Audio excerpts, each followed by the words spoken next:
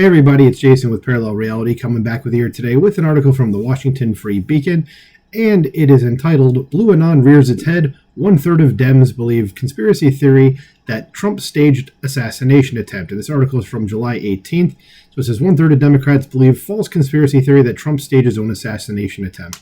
So who is the party of conspiracy theories again? And I just did a video the other day from the time you're hearing this, probably the day beforehand, I want to say, about MSNBC just being an awful network and all their conspiracy theories.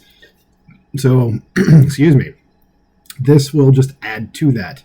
So it says a conspiracy theory has run unabated in Democratic circles following the assassination attempt against former President Donald Trump on Saturday.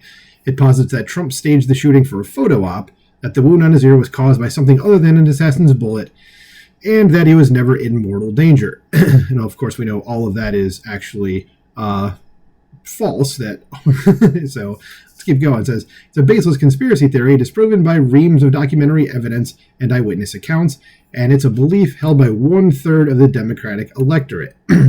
So it's TDS. That's all it is. It's just they hate him, so they can't believe that, that this would actually happen to him, so this is why they're doing it. It says 1 in 3 registered Democrats believe it is credible that the shooting Saturday in Butler, PA, was staged and not intended to kill Trump, according to a Morning Consult poll released Monday.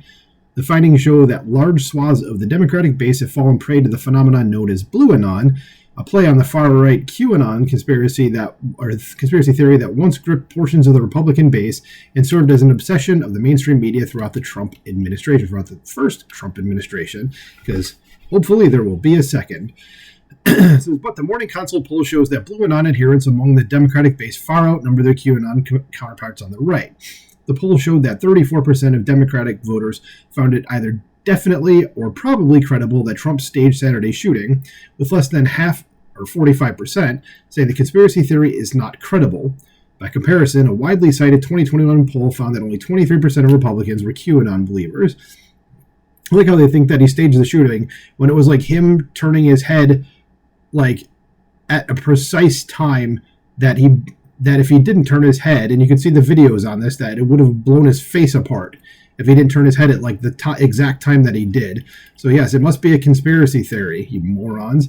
It says the rise of BlueAnon can be attributed to prominent Democratic activists and liberal media commentators egging on the notion that Trump staged Saturday's shooting.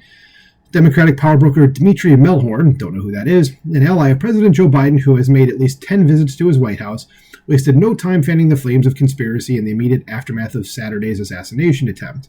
Melhorn on Saturday evening sent a memo to reporters imploring them to portray the shooting as a false flag operation straight from Vladimir Putin's playbook designed to give Trump a good photo opportunity.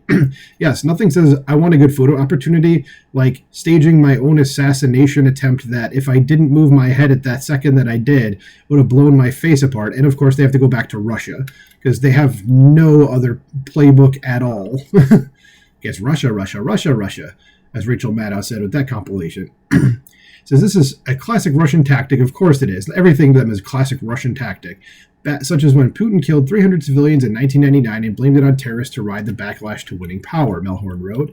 As Melhorn did not address the numerous photos that captured bullets whizzing just inches away from Trump's face and blood running from the clearly visible bullet wound across his right ear as Secret Service agents escorted the former president off the stage, because that would go against his beliefs, and he just can't do that, even in the face of proof that he, 100% unquestionable, substantiated proof that he is wrong. He's not going to be able to admit it. Okay, so it says, nor did he mention the death of firefighter Corey Comparatori, who was shot while shielding his family from assassin's bullets. As Melhorn is hardly the only liberal activist pushing the conspiracy to liberal voters. Jeff Tiedrich, a liberal social media influencer with 1.1 million followers who attended an October 2022 White House Influencer Summit to coordinate midterm election messaging with the Biden administration, that's a long sentence, on Monday posted a Substack screed connecting some weird dots surrounding the shooting. And yeah, I've seen tweets from this guy, and he's, again, another person that's off his rocker. Says, did the extreme right want this to happen? No. No, they did not. Okay. And regular folks like me are not extreme right, dickhead. So he wrote that, speculating the shooting could have been connected to a plot to replace Trump atop the GOP ticket with former National Security Advisor Michael Flynn. That's random, but okay. Says Tiedrich, who did not return a request for comment because he can't, because he'd look like a complete moron, on Thursday mocked the Washington Post for describing the shooting as Trump's near-death experience, which it absolutely was. Wow, the Washington Post got something sort of right. And said there was no hard evidence that a bullet grazed the former president's ear, except for the pictures, as this article already said, the pictures of the bullets going by his ear and the bullet wound on his freaking ear. But okay. It says, what the F is going on under that bandage, Tiedrich asked. And why is the press so disinterested in finding out? Because we saw it, dude. Hello? Okay. As liberal MSNBC commentators have adopted a subtler approach to fanning the conspiratorial flames, suggesting in recent days that Trump could not have been shot in the ear by a high-caliber rifle bullet, and that the former president is hiding something by not releasing detailed medical records about his wound. That would be a HIPAA violation. I don't think he can actually do that, and it's none of your business anyway. Because if he was shot by a high-caliber bullet, there should be very little ear there, MSNBC host Michael Steele told viewers on Tuesday. Now, if you were to say, is Michael Steele an expert on guns? I would go ahead and say probably not, or even bullets or ballistics. I'd say no. So he can't really know that. All right. The Steele's fellow MSNBC host Joy Reid, oh Joy, on Wednesday joined him in asking questions about Trump's injuries. She says, I have many questions, ! Reid wrote on Threads. Like, where are the medical reports? None of your business. What caused Trump's injury? What was the injury? The bullets from the pictures that we've gone over a few times. Sheepnel, it's supposed to be shrapnel, but knowing her, she probably did mean sheepnel. Glass, a bullet? Yes, Joy, it was bullets. As Reid doubled down on her baseless conjecture Thursday morning, posting a video to TikTok in which he said that we still don't know for sure whether Donald Trump was hit by a bullet, even though we do. There's glass fragments or something else. She then suggested something nefarious was behind the Secret Service as having allowed Trump to pump his fist as agents led him off the rally stage. I don't think they allowed him to do anything. He just did it, okay? Not everything is a conspiracy, you moron. As we don't know why, for 9 full seconds, Donald Trump was allowed to stand back up during an active shooter situation, Reid said. I don't know. Maybe it's because he wasn't dead and they needed to get him out of there, so they probably needed to have him stand the F up. That's just me, though. Maybe I'm an idiot. I am an idiot, but maybe I'm totally wrong here. Hiccups are coming on. It says, even though they, at that point, had said the shooter was down, how would they have known if there were more shooters or not? They couldn't have known. Their job is just to get him out of there, which they did. And yeah, admittedly, like when he stood up, like he wasn't fully covered, but I mean, I think they were all smaller than him anyway.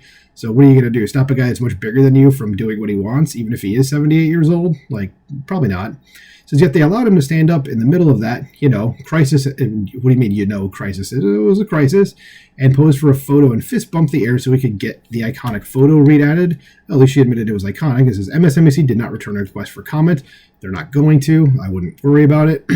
The straight news reporters have also joined in on the baseless speculation. Former CNN reporter, I wouldn't say that's a straight news person then, John Harwood wrote Thursday morning that an AR-15 bullet, because they have no other guns that they know of besides an AR-15, could not have pierced Trump's ear without blowing the ear to smithereens. And again, is John Harwood a ballistics expert? Probably not. Says, on the other hand, it's easy to imagine a shard of shattered glass causing the bleeding Trump suffered. Now, does this man know anything about that sort of stuff? I would go ahead and guess probably not. So he couldn't actually know this comment that he's making.